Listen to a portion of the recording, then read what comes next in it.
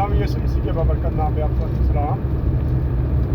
खुदा का शुक्र कि आज फिर हम हडियाला गांव में थे और कल हम गंडा सिंह थे। आज हडियाला गांव में गए और वहाँ पे जो हमारी 15 दिन के बाद इबादत होती है, इबादत करवाई है। और अब इबादत के बाद हम वापस अपने घर की तरफ सफ़र कर रहे हैं। आप देख रहे हैं कि काफ़ी सुनसान इलाका है, लोग गाहे बगाहे आ जा रहे हैं क्योंकि आज छुट्टी का दिन है सुबह, तो इसलिए लोगों का वापसी आना होता है।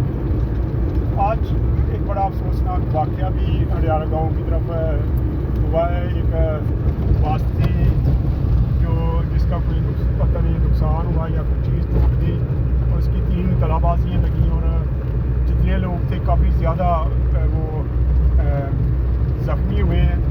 अभी हमें किसी ने वीडियो दिखा रहे थे उधर गाँव में कि आज सुबह 9 बजे ये सारा कुछ हुआ है। तो सो दुआ किया करें कि खुदावंद इसी तरह अपने लोगों को अपनी पनाह में रखे, अपनी हिफाजत में रखें, क्योंकि ये इलाके ऐसे हैं जहाँ पे ये हादसा जो है आम होते रहते हैं, क्योंकि यहाँ ट्रैफिक जो है बहुत गंदी है।